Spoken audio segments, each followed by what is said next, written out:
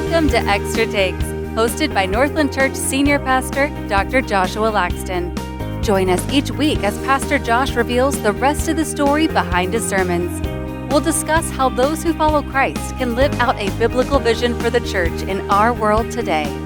Well, hello, Northland family and friends. Welcome to another episode of Extra Takes. I'm your co-host, PJ, along with Matt Shiles. And then there's somebody actually in the middle, if you're watching this on YouTube, it's Pastor John. Pastor John is over our pastoral counseling and care area. And we needed counseling, so we actually brought him here today. And so we need a lot of wisdom, discernment, and we thought it would be really good to kind of bring him in the fourth week and actually talk through a little bit of what we've already seen and heard in this series, but also to drill down on this topic of criticism, because I think in counseling they actually see this quite often. Is that right? Oh, yeah. It's her fault. Right. Oh, I so remember. I have no problem telling people, because I really do believe that 2014 was a defining year in Joni and I's life, because we were going through counseling, not only marital counseling, individual counseling, peer counseling. And I remember, oh my goodness, I remember the first few sessions. It was ugly. It was because we didn't know that we had created all of these unhealthy patterns, and it was just and I wanted to storm out one day because I thought the counselor was ganging up, and I'm like, yeah, it was, yeah. So I could imagine, because I'm like, we lived it. Yeah. I can only imagine, what y'all see on a daily basis. So, welcome. Yeah. Welcome. It's good to be here with you. Yeah. We will have a little fun over the next probably, 50 minutes, an hour, hour and a half, I'm just joking. Matt's sitting there shaking his head. So, now Joe Rogan, man, he goes 3-4 hours. You don't think you can keep up? He goes 3 hours. We're trying to build up our stamina. Well, I got on at 2:30. You gotta know. Awesome. So we got some time, and so Matt, I'll just kind of hand it over to you, and let you kind of start leading us. Let's take it away. So this week we are in How to Lose Your Family in 10 Easy Ways. This is Criticize Your Mate. Genesis 2:22 and 23. This is September 6th and 7th. Let me go over the summary, the overview, and then we're just going to dig right in. So the principle, we'll start with the negative principle. If you want to lose your marriage and your family, criticize your mate. Positive principle. If you want to keep your family and your marriage, celebrate your mate. And you followed it up by saying celebration should be a pattern in the covenant, not just a practice while courting. I think that's really interesting. So think about this idea of criticism and celebration. You gave us a definition of criticism we'll get to in a bit. You talked about how criticism works, what happens when criticism exists in a relationship, and the eroding that happens. And then you really dug into these 4 things that every spouse needs to do to celebrate rather than criticize. So number 1 is I liked how you said, you didn't say you or we, you said I need. Makes it very personal. Reminds us all that whether we realize it or not, we all need these.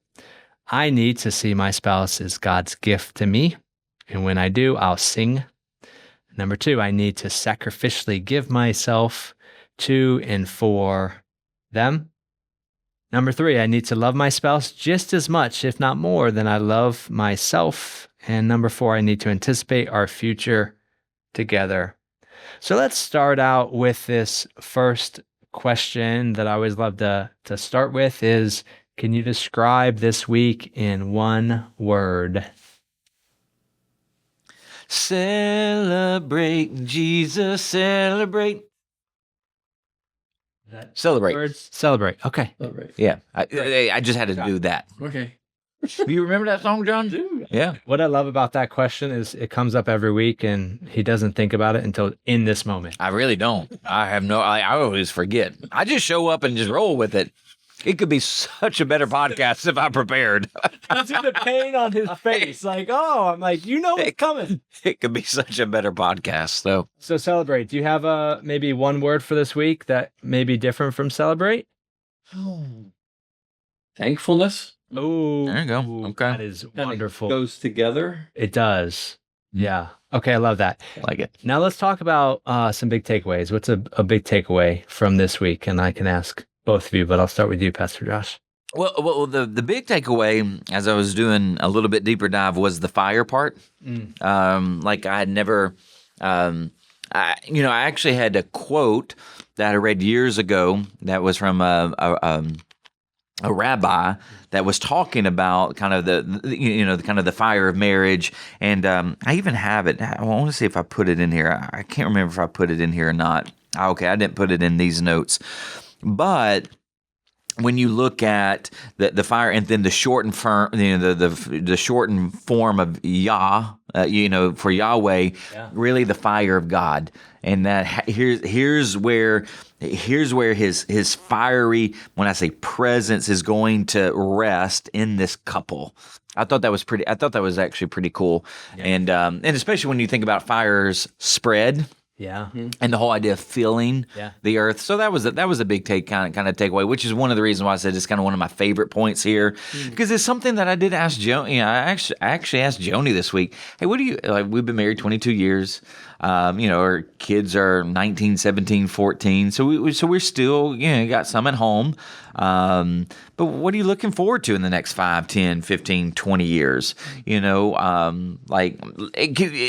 thought it was just a really good point, like where we were sitting going, hey, what are we looking forward to? And she's like, well, can I say grandkids? I'm like, well, that could be part of it, but it doesn't need to be all of it, Yeah. Yeah. That's great. How about you, Pastor? Well, yeah, John? different take on that fire. Because fire is also something that purifies and transforms us. Yes. Yeah. And sometimes a marriage feels like fire. Yeah.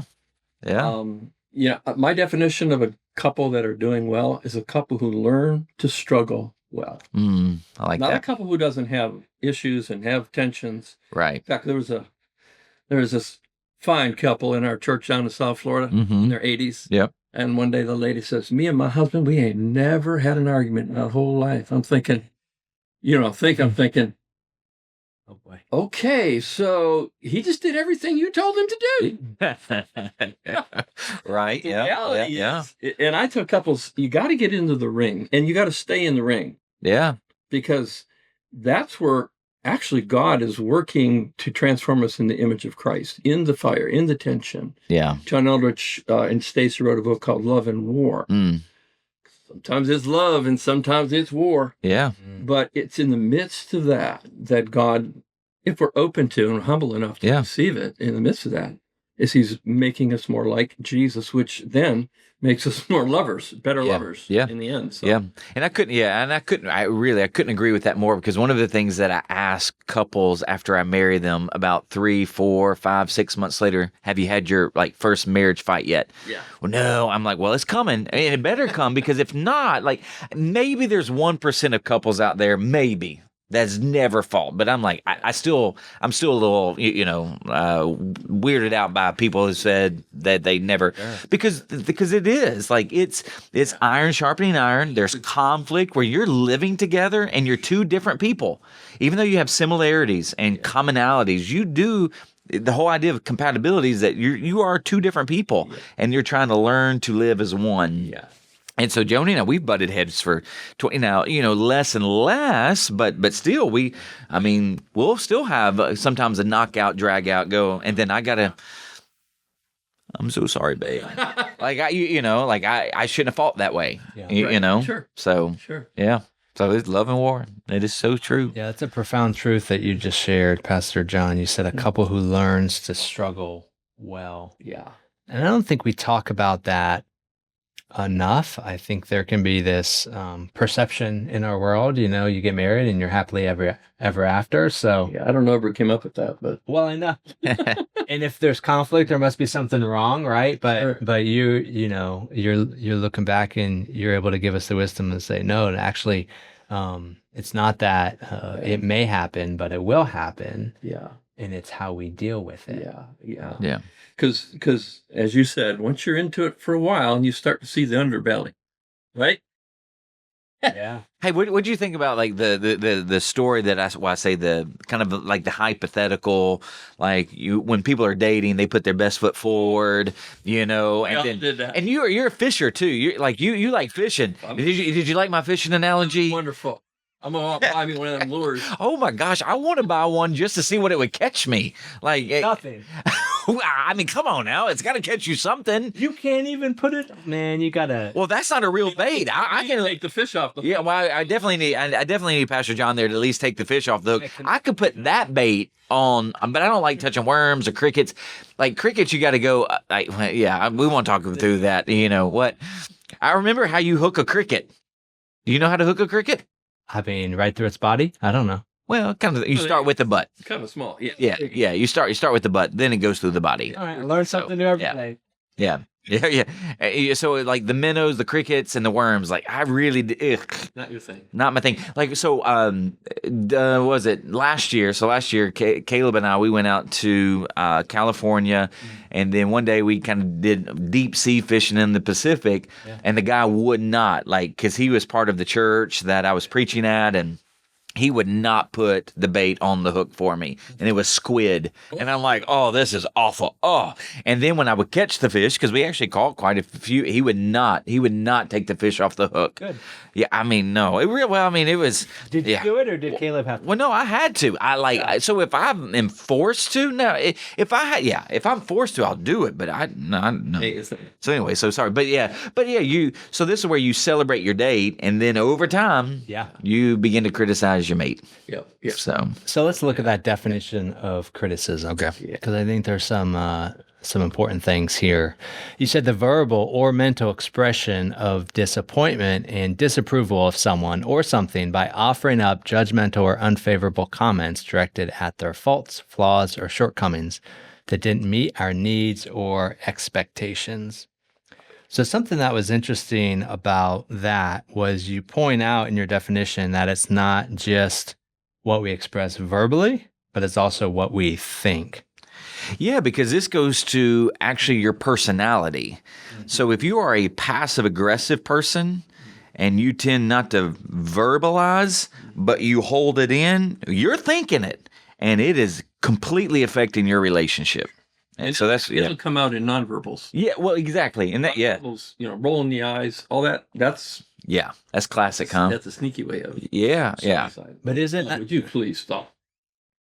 Is it not nicer though, just to not speak it and leave it in? It might be more subtle. That's where because that's where I think I'm a verbalizer, so I'm not what I'm thinking. You want to know what I'm thinking? I'm a stuffer. You are? Oh yeah. Yeah. So if we ask Kaylee, she would say, Matt's stewing. Mm-hmm. Like he's often, and that's the thing. If you're often stewing, like that's because again, you're internalizing it. You're not saying it, because here's what happens. And this is why we have you here as is make sure that you call out the bull. But here, 50 years into mine. I know. So you saying I don't know if we could call you out there though. There, Pat. Love and war. That's what it does. But here's what I think sometimes happens, because this is what happens in other realms of life, is that you have a tendency to recreate history, and you recreate it the way you want to recreate it. So if you aren't processing it and in some sense vomiting it out, but you're off in your own little way going, I can't believe it. And then what you've done is that you've just already you've recreated in your mind what he did. And he may not have even done it, but you've mentalized. You put a mental picture, and it's completely reconstructed it, and it's going to come out in some way. And this is where we make assumptions. Yep. Right? Yeah. And this is where the lack of communication, right? Yeah. We do create assumptions. She does this, he does. And sometimes because we don't communicate, we're way off. Yeah. We're way off. Yeah. And you can't resolve a conflict if you can't communicate. Yeah. And what you probably seen, because this is one of the things, and this goes back to the 2014, year with Joni and I, because we weren't communicating how each one of us are disappointing the other. Sure. It's building. Oh. And then when you finally get into an environment, even if whether it's counseling or you've had enough, you've had that Popeye moment where you're like, I've had all I can stand, and I can stand no more. That's where you start unleashing. is because you never really talked it out. But now you are really vomiting it out, and it's not even, maybe there might be some partial truth to it, but there's not whole truth to it because you've so mentally constructed actually a false truth in your mind. Yeah. Is that what you've kind of seen? Yeah. And from that point, I mentioned that John Gottman, who's done studies of thousands of couples, he came up with this idea called the 4 horsemen of the apocalypse. And he said he could predict to 94% if couples related in these 4 ways with each other, that their relationship wouldn't make it. They'd separate, divorce, or just live separate lives. Wow. You want to know what they? Yeah. I was going to say, please give us the 4 horsemen of the apocalypse in a marriage. Yeah. Not of Revelation. Yeah, no, not of Revelation. This is of a marriage. Well, the first one is what we're talking about, criticism. Okay. It starts with that, right? Yep. Now, is there a place for what we would call constructive? Baby, I wish you would, Yeah. But when it gets into you always and you nevers, that takes it down a notch. Yep. That's not addressing a behavior that you're doing or not doing. It's getting more to your personality, your identity, right? Who you are, right? Right. A lazy, Yeah. Right? Yeah. You're pathetic. And so that moves into contempt. Now, contempt, man, that's that goes to shame. And when we go there, then it's not about the behavior, it's about who you are. It's about identity. Yeah. And that is so destructive. And then, of course, if you're being attacked like that, what are you going to do? Yeah. You're going to defend yourself. Right. And there's all kinds of ways we do that. Well, baby, I won't do it ever again. But you do. So we do a comparison game. Yeah. So I take the heat off of me. Yeah. I call it like Teflon. I'll bring something to you and it just slides over and you just bring it right back to me. Right. That's a form of defensiveness. Yep. Then stonewalling is like, talk to the hand. Yeah. And that's where you emotionally shut down. Yeah. You're shut down. Yeah. Are you through yet? Right. So let's go. Yeah. So we got criticism. Okay. And then contempt. Then defensiveness. And then stonewalling. Yeah. Yeah. And so that's part of where, when I showed that image of criticism, it's like the water and the sand that's pelting a beach or pelting a rock, and slowly it's eroding. But drill down. But so when you're looking at, all right, so blame, it's your fault. And you kind of fill in the blank. Absolutes, you never attack. Now you're going into them. You're comparing. All of that's eroding, and this is where I want to make sure we're drilling down, because this is huge. Yeah. It is eroding identity, who someone is. Yes. And then that's the thing, is that now, depending on how that person is, like their personality and how they take it, they can eat, so their defensiveness can either be like, I'm coming after you. Sure. Now it's the erosion. Or it's now, okay, so you're attacking me, and so what it's like, it's almost like training a dog. You are breaking that dog down, so that dog actually now modifies its behavior to, in some sense, keep the master happy. Sure. And so then you don't have two equals, you have a superior and an inferior, and that's not good. No. So any other way that kind of can work in terms of how somebody might be wired? Because that's why I really try to dive into personality, because how people are wired, in some sense, is an indicator, not always, but an indicator typically of how they're going to respond to those things. Yeah. I think in any kind of conflict, we either fall... either come in the category of we're either avoiders or we're attackers. Okay. Right? Yeah. I'm an avoider. Okay. My wife says, honey, we need to talk. I got grass to cut. And you got a big yard too. Yeah, so I'll be back tomorrow. All right. In fact, I had one of those questions posed to me last night, and I'm like, oh boy, here we go. Oh goodness. But so we're either attackers, like we need to settle this now, or there's avoiders. And so what I encourage couples to do is to get in the ring. I use that analogy. Yeah. You need to get in the ring. If you're going to resolve something, you got to get in the ring. Now, avoider, you got to get in there. Yeah. Attacker, you need to go easy. Yeah. Okay. Right? Okay. So, yeah. But you're never going to resolve it unless you get in that ring. Yeah. And have the hard conversation. Yeah. In ways that, and hopefully we can talk about how do we turn this thing around? Yeah. What's the antidote? Yeah. Because life and death is in the power of the tongue. Yeah. You can give somebody life, or you can kill their spirit. And absolutely. So we'll get back to the ring analogy, because I think what you just said too is really, really important. Is hey, let's get some ground rules established. So I think those are really, really important. So this is one. So one of the things that I learned, again, 2014. One of the things I learned, and I've actually shared this in a couple of different messages about the feelings wheel. Mm-hmm. Okay. So, and this is part of where we had to, all right, so what are you feeling? Mm-hmm. I'm feeling disrespected. Why are you feeling disrespected? Okay. So this is part of where we were giving handles for how to try to communicate how we're feeling, right? Mm-hmm. So any other kind of handles of how to, in some sense, like fight well versus I'm coming with the gloves off and I'm swinging. Yeah. Yeah. Yeah. Well, I think it's always good to start off with how you fail. Yeah. Right? Okay. Yeah. Yeah. Like, here's where I'm failing. Like, for example, when I present the 4 horsemen, I'll write them on the board, on my whiteboard. Okay. And usually it's like, yep, he does it all the time. Yep, that's her. And I have to stop. I go, whoa.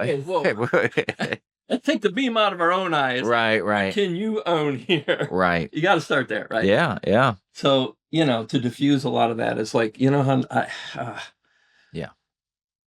yeah, that's good. I'll own my part in this. Yeah. But and then, the conversation, and if one person is willing to take ownership, yeah, a lot of times the other one say, well, I play a part too. Yeah.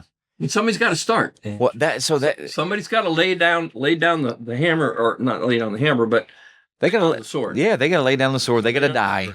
Well, and that's, so you talk about that, like, because sometimes after Joni and I would fight, I'm like kind of going back and going in a victorious, like sinful way. I'm like, yeah, I gave her a piece of my mind, and I think I won that argument. But then the Spirit of God begins. Like, well, you won it at the cost of crushing her heart. Yeah, nobody won it, and no one won. Yeah, and so then. And then I have to let you, because this is part of the manliness, I would say, of me, of like, I have to let the Spirit of God soften my heart, and then I got to be the one. And because that's part of where I feel like even in this message, like in terms of even to celebrate, hey, men, we ought to be leading out in this. Adam led out in this way. So, yeah, both spouses ought to celebrate one another, but Adam started it, and so we ought to lead it. And so, therefore, we ought to lead in forgiveness, and we ought to lead in going, I failed, and I'm sorry, and I'm sorry. And then I used, Joni, years ago, she would say, what are you sorry for? Can you be more specific? Yeah, like she wanted to know, did I learn? Like, and I'm like, can't blame her. Like, I'm like, well, I mean, that, yeah. I'm like, well, I'm sorry, woman. Verbalize. Yeah, she's like, do you know what you're sorry for? And you're just trying to get me off your back. Yeah, well, yeah. So I had to. Well, here's what I'm sorry for. I shouldn't have done blank. Here's another thing that I learned too, and this was after counseling, because this is how you can tell. I would say this is at least a marker on like your health level or your maturity level, because we still, again, we're fallen creatures that are in the process of being sanctified. So this is where hopefully every, like I say every year or like every month, like we're growing more and more into the image of Jesus, but this is how I would say that this helped me understand at least our maturing level and health level is when there was a criticism lobbed like I paused and said, listen, I don't have to defend my identity here because I actually know the truth, but my wife's crying out for something. What is she crying out for? And so therefore, instead of because maybe she didn't know how to process it that way because she's in that state of high emotion and it's just coming out. And so now I need to be able to hit the pause button in my own heart and mind going, okay, I don't need to take this. I don't need to take this defensively. I don't need to take this personally.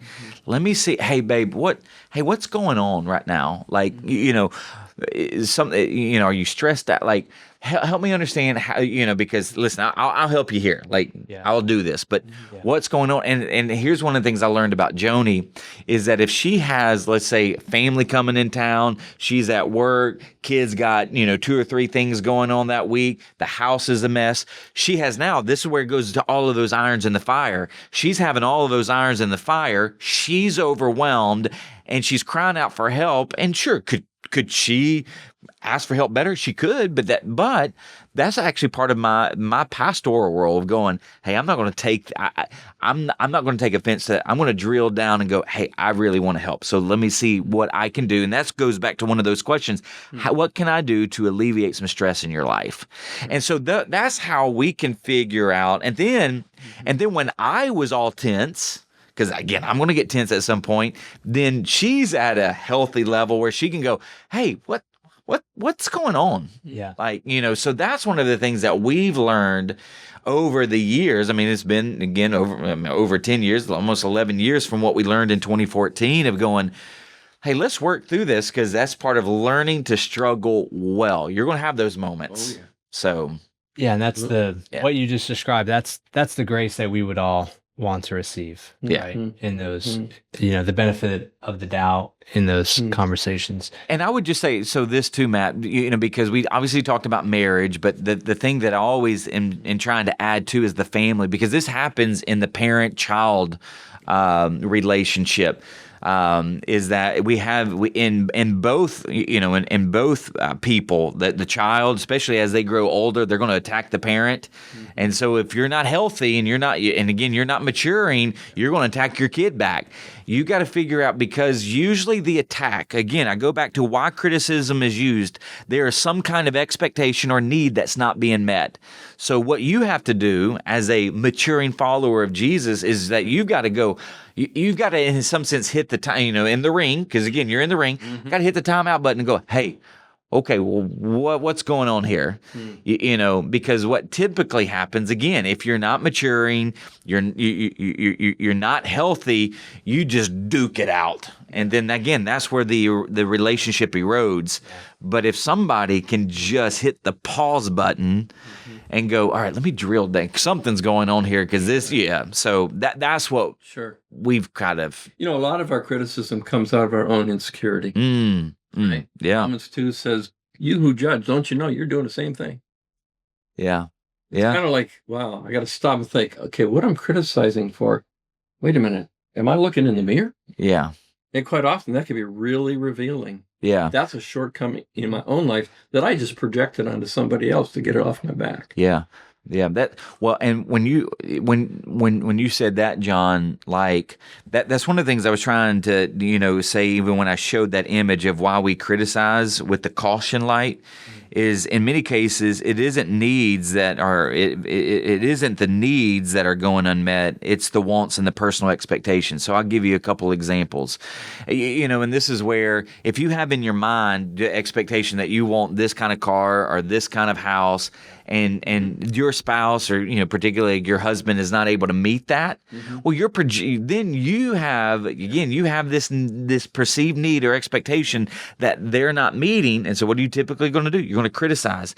Well, sometimes a husband he actually might want more intimacy, but he might not be thinking that his wife is dealing with all kinds of negative images of her identity. Well, I'm just not sexy. I don't really like the way I look, and I do, and so he's wanting this, and she's like, if I felt better about myself, I probably would give. And so, but this is how we're not even, because we're not in the ring, what's going on, so trying to think of any, there's definitely other examples, but those are just two that just popped into my mind about these are expectations that many couples seem to have not met.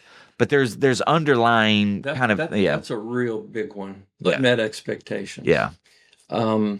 I call them blocked goals. Blocked goals. GOALS. Blocked goals. Okay. And James hits the nail on the head. Yeah. He says, what's the source of quarrels and conflicts among you? Good question, James. Yeah. What do you answer? Is it not your own desire? You don't get what you want. So so I draw this picture of a couple. Over here is desire. They both want something out of the relationship that they're not getting. Yeah. Right? Yeah. So the desire turns into a demand. You must come through for me. In other words, Jesus isn't my source of life. Yeah. You have to be my God or goddess. Yeah. Right? Yep. You need to satisfy my desires and expectations. Right. Right? So that's a blocked goal. And so I'll ask couples sometimes, when the conflicts, you start to feel it coming, I say, what do you want you're not getting? Yeah. What do you want that you're not getting? Identify that, name it. Yeah. And then if for some reason they just continue to not get what they want, and what do you do with the unmet expectation? Yeah. Well, then you go through those four horsemen. If you I draw another arrow down to here. God is all you need. Yeah. So what you do with that unmet expectation, rather than taking it out on your spouse, you pour it out in a lament to God. Yeah, that's good. Which frees you up to love. Yeah. Even when you don't get, and it could be a legitimate desire. Yeah. Very legitimate. Well, Joni and I, we talked about this. Again, years ago, when we were having babies, like every other year. And so when a wife is pregnant, most pregnant women don't feel like sexy, and they don't want to have kind of intimacy. And then when you have the baby, she's breastfeeding, and it's kind of like, what? 6 weeks. Well, so I'm in my 20s, man. I'm in my prime, baby. I want intimacy, And so, and this is why I'm so adamant about God being the center, and that all of your needs are met in Him. Yeah. And then it was interesting because I had some people that really wanted to push back on that. But then when I showed how if you can really, if you start with the Lord and then you actually fulfill your roles and responsibilities, then you got the provision, the protection times 3. But nevertheless, because there will be seasons where maybe some of your expectations, not your needs, your expectations are not going to be met the way you would want them to be met. Yeah. And I love that. Okay. Let's make a little arrow. Yeah. Here's the Lord. Oh, yeah, I'm gonna put let's dump it into there, and I'm just going to lament, and I'm just going to seek the Lord where He can fill in the gap. Yeah. Like one of the things this has nothing to do with this message, but it's in my own quiet time that I'm going through the Gospel of Matthew, and there's basically 3 things that I see when it comes to faith. There are times where Jesus is just astounded at faith, and He's like, I've not seen this great faith in all of Israel. Talking about even the Gentile woman that's like, man, even the dogs get the scraps. Like, He's like, I've not seen anything like this, and even in Israel. Then, He will tell His disciples multiple times that ye of little faith. And I'm thinking, this is interesting. So you have the disciples who literally walk with Jesus and see all of this happening. He will say, man, you have just very, very little faith. And He's like, even if you had just faith as small as a mustard seed, that you could tell this mountain, and then the third is no faith. All right, so you got great faith, little faith, no faith. But there was this one particular context where He had just talked about you of little faith, and then in that context it was about the storm. I'm getting somewhere with this. It was about the storm, but it says that they were filled with fear.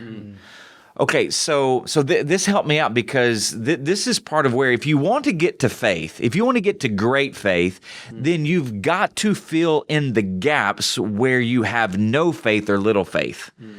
And so this is part of where, I think in the marriage part is that if you have great faith in your spouse, and this is what I talked about a couple weeks ago, and then John, you just mentioned it, is that if you're putting the divine stamp on your spouse and you have great faith in them, they're going to make you at some point think of little faith.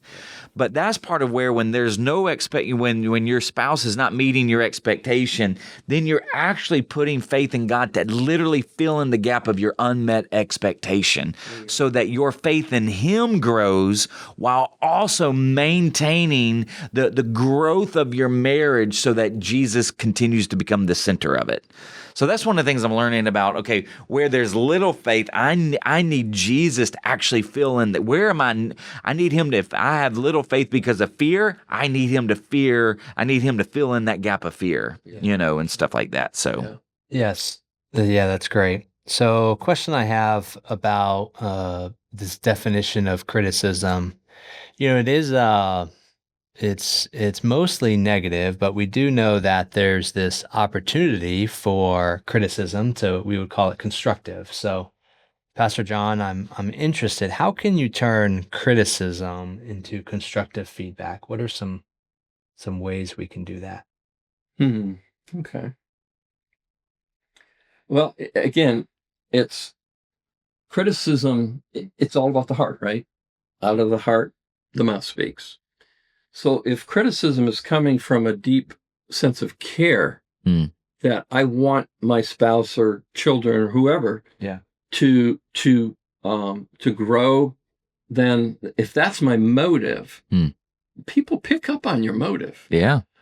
If they know that the way you're speaking the truth in love, it comes across so much differently. Yeah. And it's easier to take. It's like, okay, wow. I can sense this is not out of rage or anger. Right, in the heat of the moment. Yep. But something that's carefully thought out, prayed over, right? Yep. And then courageously stepped into, not knowing what the reaction would be. Love takes risks. Intimacy is risky business. Yeah. Yeah. But if you don't risk, you don't get it. Right. You got to get in the ring. Yeah.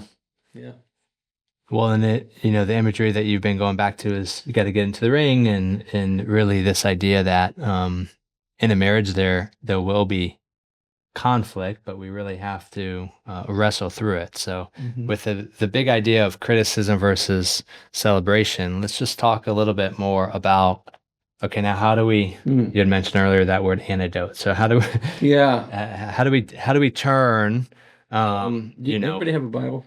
Yeah. Ephesians 4:29. Let no one hold on the whole, in their mouth.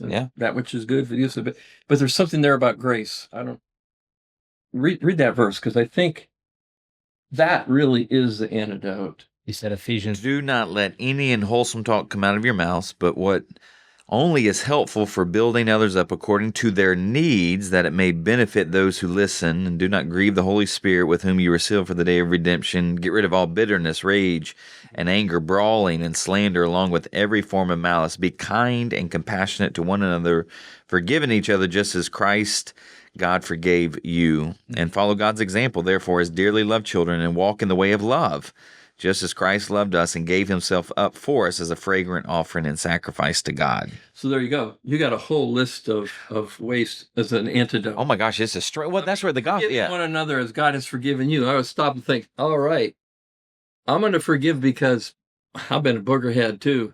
Yeah, and I can forgive out of that place.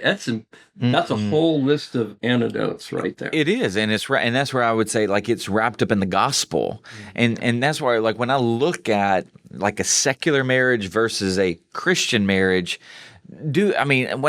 sure, can a secular marriage make it? Yes, I can't say no, because there have been plenty of them over the years. Absolutely. But can you survive? Can you weather any marital adversity? Because at some point you're going to get in the ring, and maybe something. Because here's the thing: sometimes people don't even get in the ring; they just exist. Drift apart. They drift, and that's where they find themselves cohabitating. Hey, we got all this years. We're not going to do anything.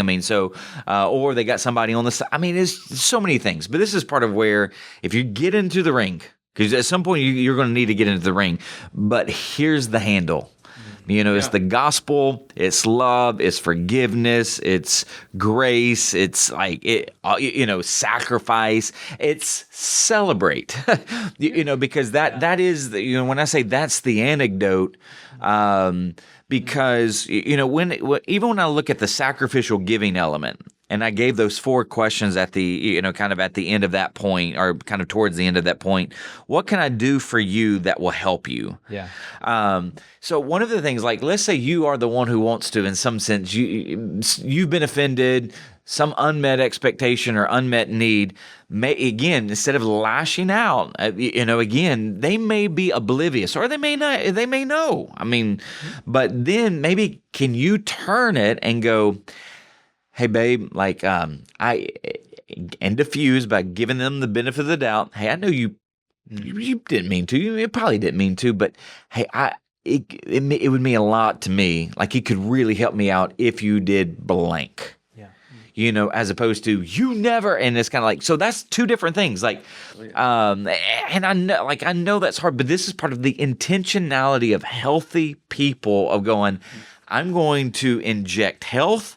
And the light, and when I say the light of the gospel versus the darkness of my sin, and so, and then is there something that I'm doing? Like, here's one, like, is there something that I'm doing that's hurting you or that's not helping you that I need to stop? Because when you start asking that question, especially, let's say, here's the thing, let everything calm down, and then just on a regular day, when you're just kind of sitting there, hey, or go for a walk, hey, you want to go for a walk? And just ask that question. Then when you start asking that question, maybe at some point they reciprocate and go, hey, is there anything I'm doing? That's actually how I try to, sometimes lead in the staffing, is like, I'll start out with, hey, I might have messed up. I may not have communicated well. And so, because I'm now trying to diffuse as opposed to actually, put somebody on the defense. So those are, for me, like, those are things that I feel like that can counteract the immediate force of criticism to try to now, let's make it more constructive, to build something, not tear it down. Yeah, and you touched on the 5 love languages from Gary Smalley. Yeah. In fact, he's going to be here. He is, in April 11th. He's nice. I can't even believe I've that. ever seen him 30, 40 years ago. Gary Chapman. Gary Chapman. There is a Gary Smalley, though. Yeah, there's Gary Smalley. He's in heaven. Oh, is he? Okay. Because he wrote on marriage. Oh, a lot. Yeah. So that's right. Yeah. But those 5 love languages, man, those things that ring true, My wife's love language is acts of service. Yeah. And when there's something that needs to, because she needs order. Okay. It's real important to her. Yeah. Yeah. So if there's something unfinished, undone, the chicken door was left open, or just something, it's really important that I pay attention. Yeah. When I haven't paid attention, well, that go well. Sure. Yeah. Or if I'm ignoring, I know it and I'm just ignoring it, right, putting it off. Right.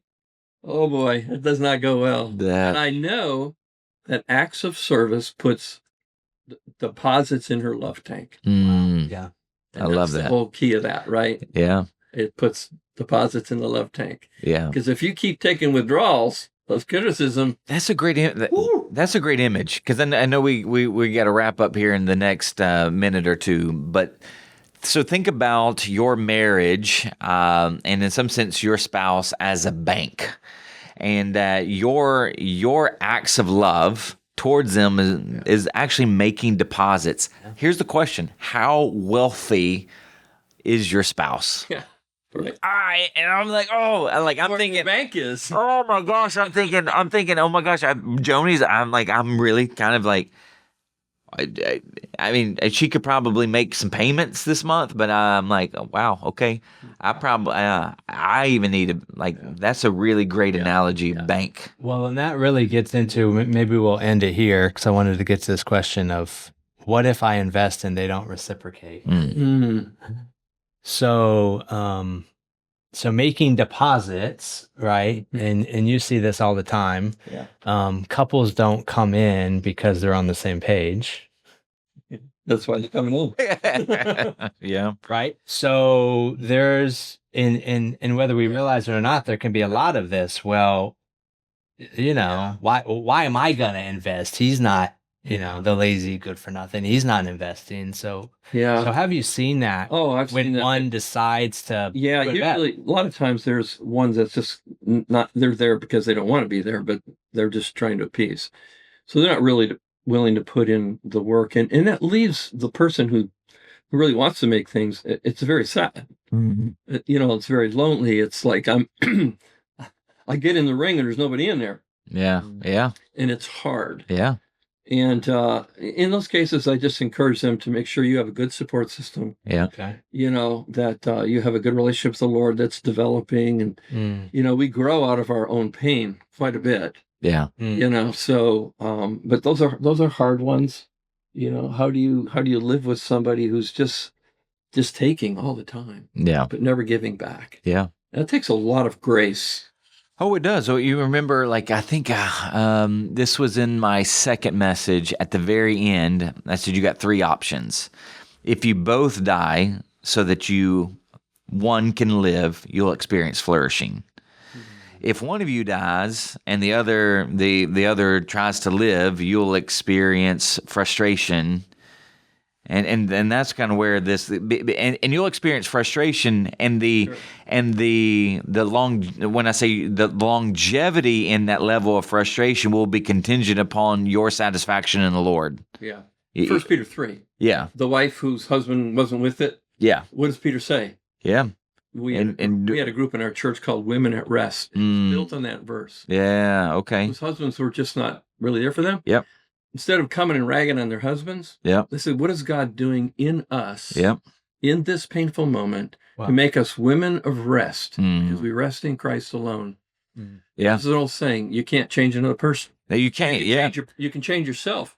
Other people have a tendency to change by the change they see in you. And that's the only thing you got control over. Yeah, absolutely. Well, that's part of where, I love the idea of rest, because if you can rest in Jesus, you can stay in some sense that level of frustration, because you would love for your husband to come around. You would love for your wife to come around. And then that third option is if you have two people trying to live, you're both going to die, and it's going to be fractured at some point. Tick on tick. Yeah. And that's where we keep going back to, and that's where if you keep doing these things that it's easy to do, you're going to lose your family. Yeah. But if you can get back to the heart of the gospel, because the idea of celebrate is that I'm celebrating the other, and then but if you both can celebrate the other, then that's where I'm like, just what if you have both? Yeah. I'm celebrating you because you're a gift. And I'm going to sing. I'm going to sing your praise. I'm going to sing, I'm grateful. I'm just thankful. Whatever. And I'm going to sacrificially give. I'm going to do things I don't even want to do because I celebrate you. And I'm going to love you. I'm going to give you words of affirmation. I'm going to give you service. I'm going to give you quality time. I'm going to give you gifts. I'm going to give you personal time. We'll give you, because I love you. I celebrate you. And then, man, I can't imagine my life without you.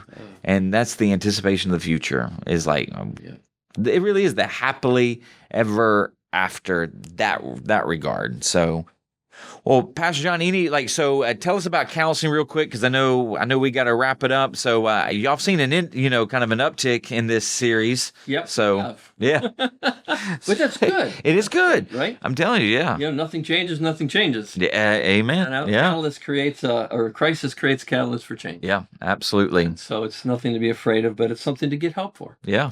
And that's why we're there. Absolutely. There's let's see, there's 6 of us now. Wow. Actually 7. 7. Yeah, I'm 7. Incredible. And we got 2 student interns. We got 2 registered interns, 1 licensed person, and incredible. And they're busy. Yeah. And they're really good. We got a great team.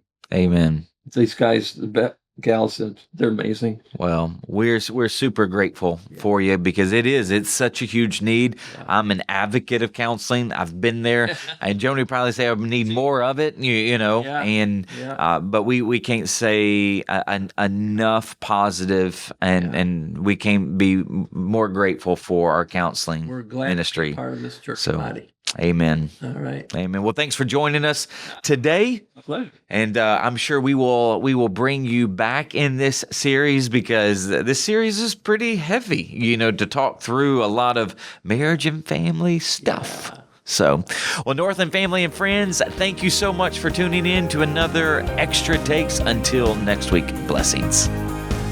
Thanks for listening to Extra Takes. Be sure to follow us on Spotify and Apple Podcasts so you won't miss a single episode.